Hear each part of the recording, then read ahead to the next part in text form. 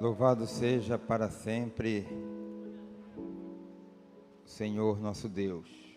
Meus irmãos, é com muita alegria que eu quero saudar a todos com a preciosa paz do Senhor Jesus. A paz do Senhor, meus irmãos. Muito bom estarmos aqui na manhã deste domingo, já no mês de junho,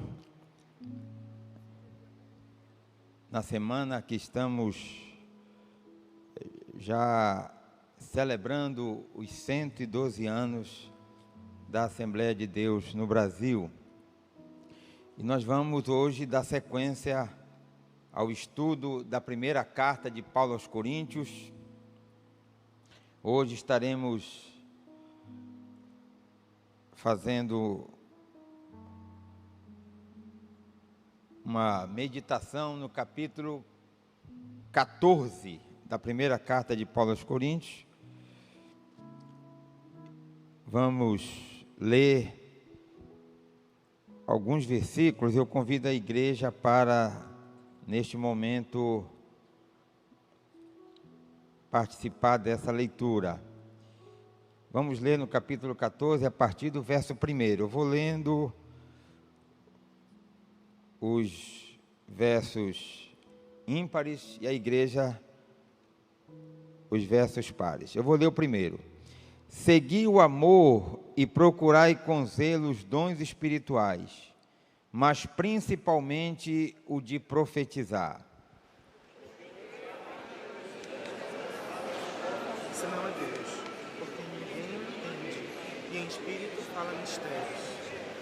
Mas o que profetiza fala aos homens para edificação, exortação e consolação. O que fala em língua desconhecida edifica-se a si mesmo, mas o que profetiza edifica a igreja.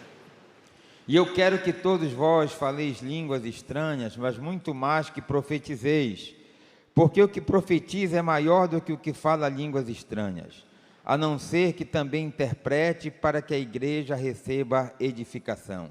E agora, irmãos, se eu for ter convosco falando em línguas que vos aproveitaria, se não vos falasse por meio da revelação, ou da ciência, ou da profecia, ou da doutrina. Da mesma sorte, se as coisas inanimadas que fazem som, seja a flauta, seja a cítara, não formarem sons distintos, como se conhecerá o que se toca com a flauta ou com a cítara? Porque se a trombeta der sonido incerto, quem se preparará para a batalha? Assim também vós, se com a língua não pronunciardes palavras bem inteligíveis, como se entenderá o que se diz? Porque estareis como que falando ao ar. Há, por exemplo, tantas espécies de vozes no mundo, e nenhuma delas é sem significação. Mas se eu ignorar o sentido da voz, serei bárbaro para aquele a quem falo, e o que fala será bárbaro para mim. Assim também vós, como desejais dons espirituais, procurai abundar neles, para a edificação da igreja. Pelo que o que fala língua estranha, ore para que a possa interpretar. Porque se orar em língua desconhecida, o meu espírito ora bem, mas o meu entendimento fica sem fruto. Que farei, pois? Orarei com espírito, mas também orarei com entendimento. Cantarei com espírito, mas também cantarei com o entendimento. Verso 37, igreja, por favor, verso 37. Se alguém ser profeta ou espiritual, reconheça que as coisas que vos escrevo são mandamentos do Senhor. Mas se alguém ignora isso, que ignore. Portanto, irmãos, procurai com zelo profetizar, e não proibais falar línguas. Mas faça-se tudo decentemente e com ordem. Louvado seja o nome do Senhor. Podem sentar, meus irmãos. Obrigado pela participação na leitura bíblica. O capítulo, ele é um pouco extenso, são 40 versículos, e aí nós fizemos a leitura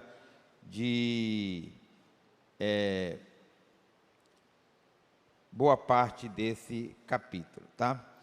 Meus irmãos, nós vamos dar sequência ao estudo da primeira carta de Paulo aos Coríntios, e hoje nós estamos estudando a lição 11, que tem como tema dom de profecia e ordem no culto. O texto áureo: tudo, porém, seja feito com decência e ordem. 1 Coríntios, capítulo 14, verso 40.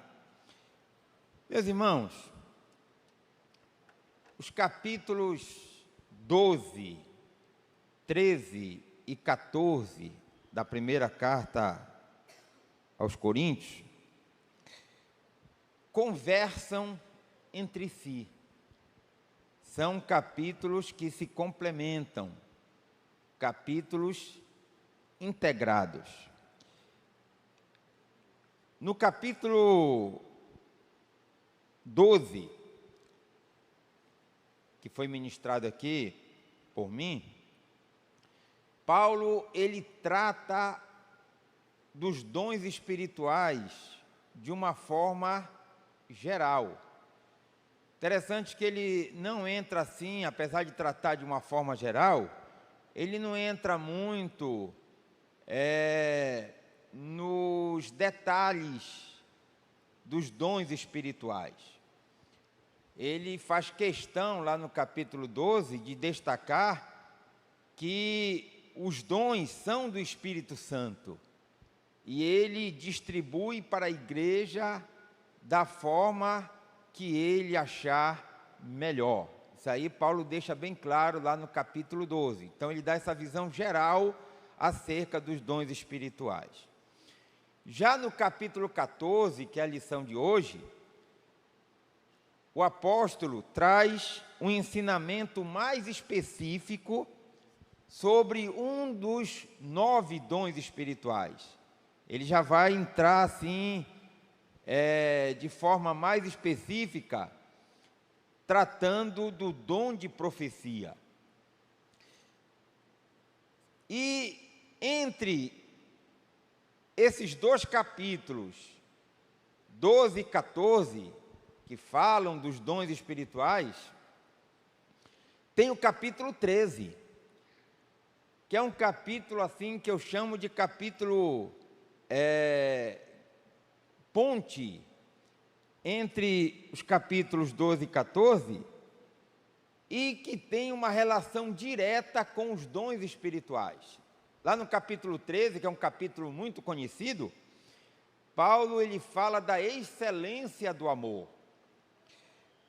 E se nós analisarmos, o amor é, na verdade, o fundamento, aquilo que dá sentido e credibilidade para o uso dos dons espirituais. Como é que alguém que não demonstra amor pode ser usado com os dons espirituais?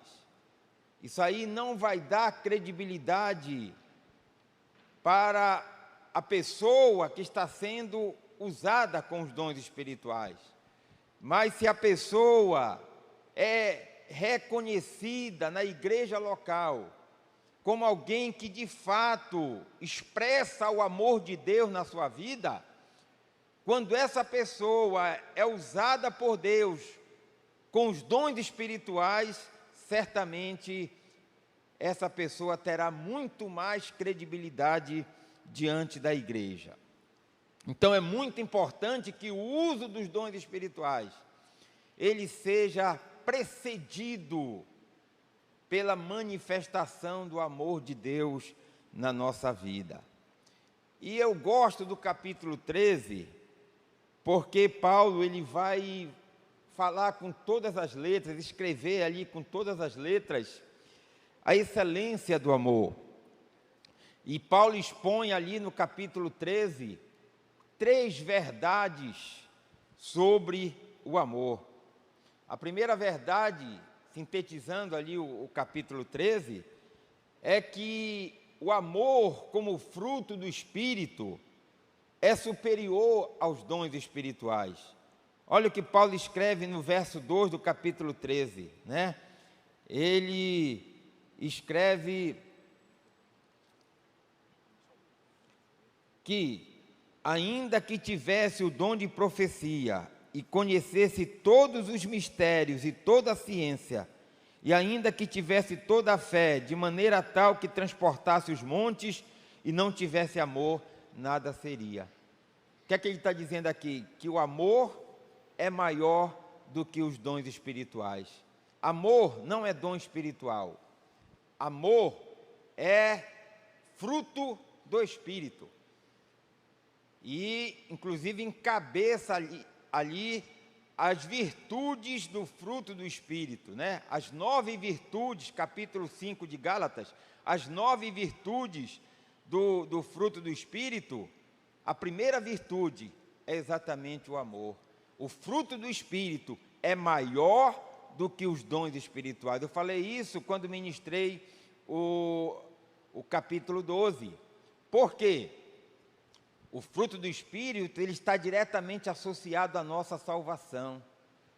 Aquele que teve um encontro com Jesus, necessariamente, ele manifesta na sua vida, pela presença do Espírito Santo, o fruto do Espírito.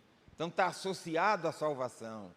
Já os dons espirituais, eles foram estabelecidos por Deus para o benefício da igreja local, para capacitar, preparar a igreja local para o serviço na obra do Senhor. A segunda verdade que encontramos no capítulo 13, da primeira carta de Paulo aos Coríntios sobre o amor, é que o amor não é uma filosofia ou uma teoria, mas algo que se vive na prática. Quando Paulo, ele escreve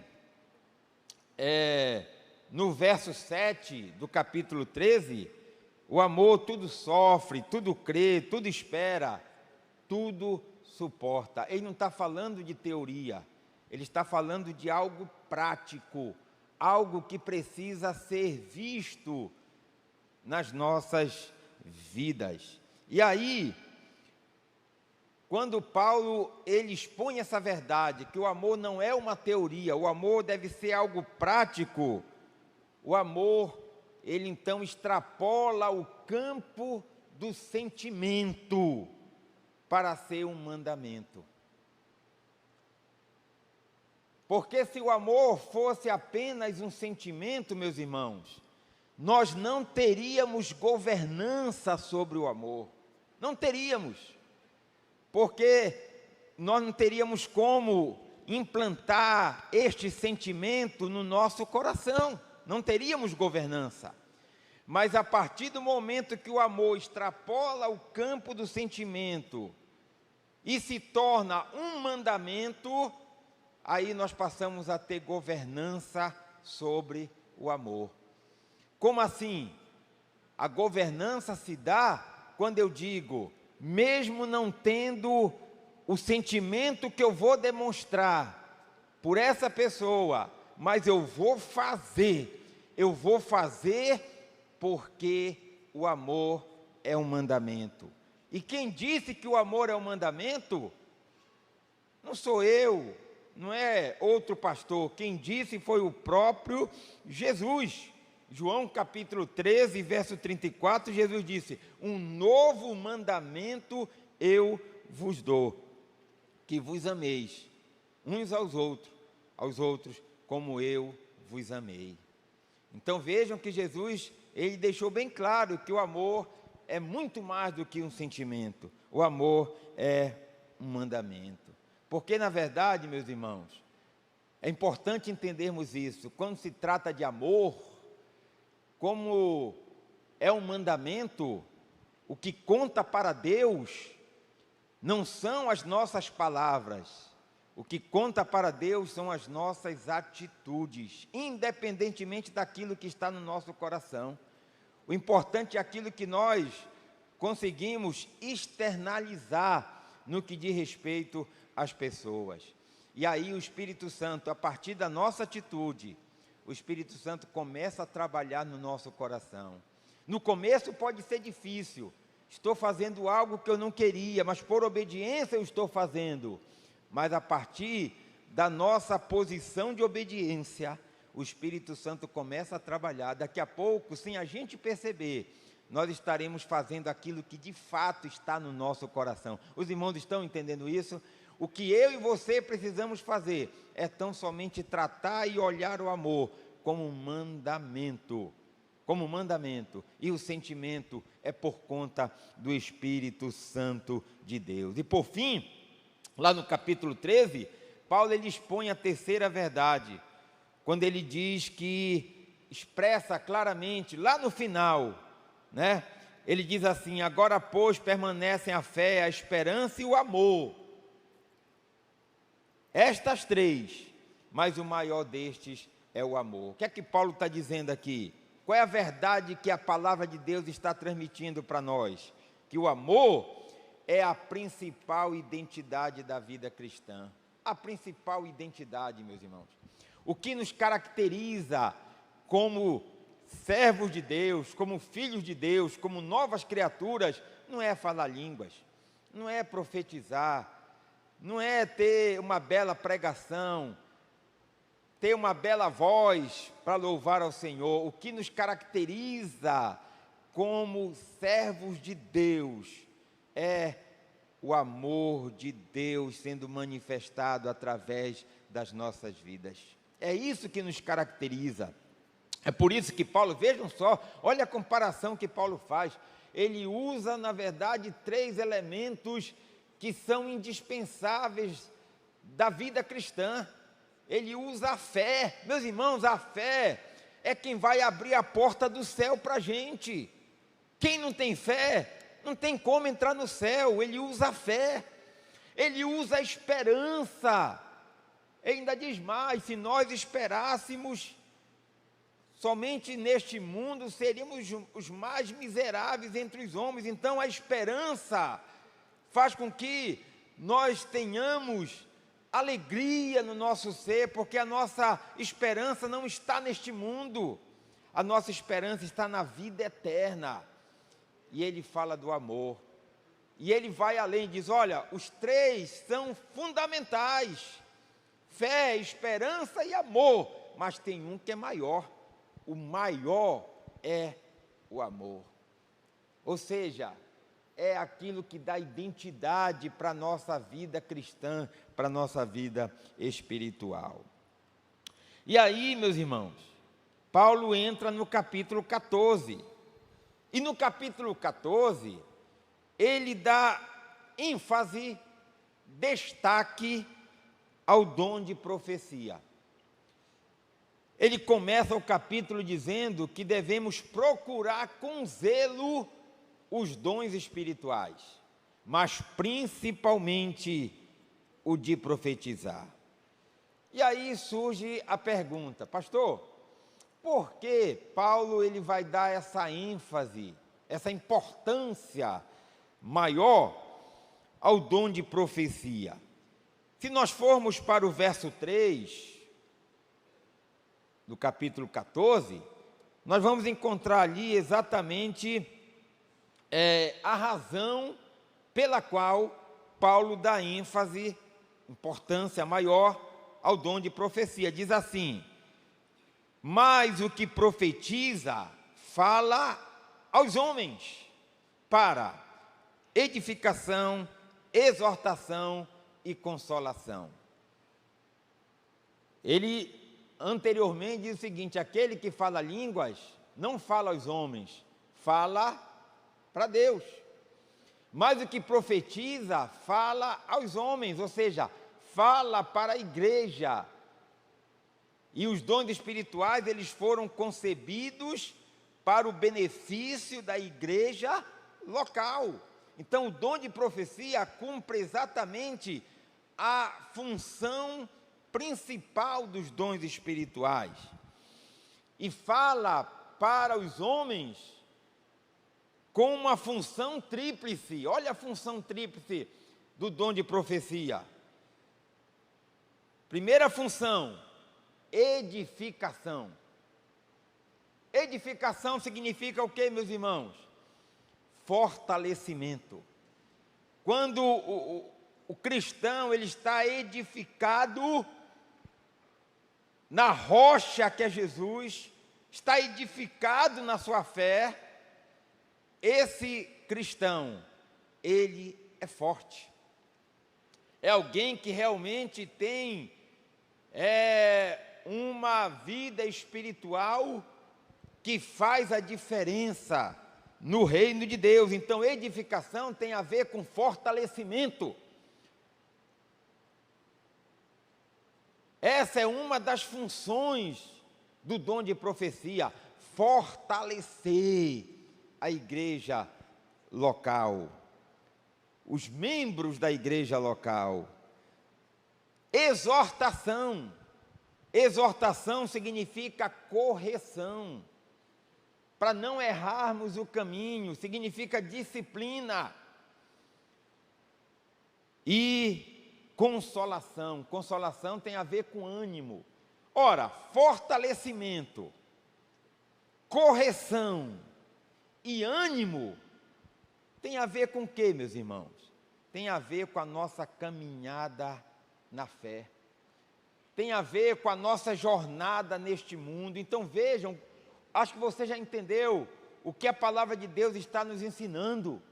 O dom de profecia, ele é extremamente importante para a igreja, porque é uma ferramenta usada pelo Espírito Santo para nos auxiliar, para chegarmos no céu. Bendito seja o nome do Senhor.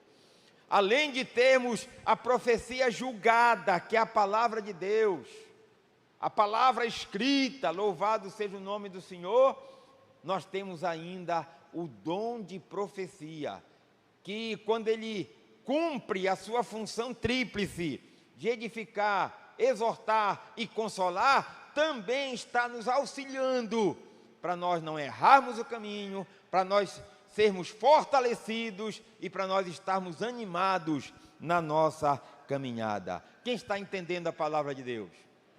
Bendito seja o nome. Por isso que o apóstolo Paulo, ele vai dar esse destaque no capítulo 14 para o dom de profecia.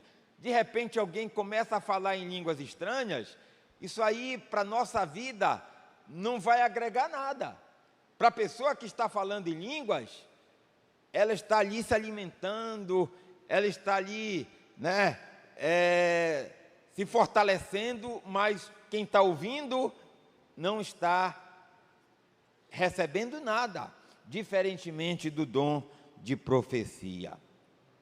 E aí, meus irmãos, para a gente poder ir para a parte final do capítulo 14, porque no capítulo, a partir ali, um pouco mais da metade do capítulo 14, para a parte final, Paulo ele começa a falar da ordem no culto. E tem uma relação direta com o uso dos dons espirituais. Por quê? A manifestação dos dons espirituais, lá na igreja de Corinto, era uma novidade. Imaginem, meus irmãos, era uma igreja nova, uma igreja fundada há pouco tempo pelo apóstolo Paulo, ele foi o fundador da igreja, lá ele ficou como pastor 1 ano e meio, e de repente aquela igreja começa a receber os dons espirituais. De repente o Senhor levanta alguém para falar em línguas, outro interpreta, outro é usado em profecia, outro é usado com o dom de operação de milagres. Enfim, os dons espirituais começaram a se manifestar na igreja de Corinto. E aí, essa manifestação dos dons espirituais vai fazer com que a igreja de Corinto, ela não tivesse a maturidade suficiente para usar os dons espirituais. E aí começaram a surgir aquilo que se chama de meninice, criancice, no meio da igreja. As pessoas recebiam os dons espirituais e não sabiam usá-los. É por isso que o apóstolo Paulo, ele vai falar sobre a ordem no culto, porque o uso imaturo dos dons espirituais estava provocando desordem no culto lá na igreja de Corinto. É por este motivo que Paulo ele dedica a parte final do capítulo 14 para tratar da necessidade da ordem no culto. E aí, quando você lê essa parte final do capítulo 14, 1 Coríntios, você pode resumir a ordem do culto descrita pelo apóstolo Paulo em duas orientações. Paulo ele dá duas orientações sobre a ordem no culto. A primeira orientação está no verso 26. Acompanhe comigo. Olha o que diz o verso 26. Que fareis, pois, irmãos, quando vos ajuntais? Cada um de vós tem salmo, tem doutrina, tem revelação, tem língua, tem interpretação. Faça-se tudo para edificação. O que é que Paulo está dizendo aqui, meus irmãos? Algo muito interessante. Ele está dizendo que a participação no culto deve ser de todos. Todos devem participar do culto. Louvado seja o nome do Senhor. É por isso que você que está nesta manhã aqui, neste culto das 7h30, você deve participar do culto. Como? Orando. Como? Dando glória a Deus. Como? Lendo a palavra. Como? Tendo a liberdade na sua vida, concedida pelo Espírito Santo de Deus. O culto é para todos. Todos devem participar. É isso que Paulo está escrevendo aqui. Se alguém tem salmo, que declare este salmo. Se alguém tem doutrina, que vive essa doutrina. Se alguém tem revelação, que traga essa revelação. E ele vai colocando aqui, mas todos devem participar do culto. Louvado seja o nome do Senhor. E a segunda orientação que Paulo dá aqui, versos 27 a 31, olha o que ele escreve. E se alguém falar língua estranha, faça-se isso por 2, ou quando muito 3, e por sua vez, e haja intérprete. Mas se não houver intérprete, esteja calado na igreja, e fale consigo mesmo e com Deus. E falem 2 ou 3 profetas, e os outros julguem. Mas se a outro que estiver assentado for revelado alguma coisa, cale-se o primeiro. Porque todos podereis profetizar, uns depois dos outros, para que todos aprendam e todos sejam consolados. Interessante que a participação no culto é para todos. Mas Paulo está dizendo que o uso dos dons espirituais deve ser apenas de alguns. Somente alguns devem usar os dons espirituais. E não é fácil você imaginar. Imaginem só, num culto, todos que têm ali, são usados por Deus com os dons espirituais, manifestarem os dons espirituais. Aí, alguns falando línguas, outros profetizando, outros interpretando, vai ficar uma confusão generalizada. Então, o uso dos dons espirituais, pela recomendação paulina aqui, não deve ser de todos, ainda que todos tenham os dons espirituais. Ele coloca muito bem aqui, que alguns devem usar os dons espirituais. E quando ele coloca isso, ele vai além.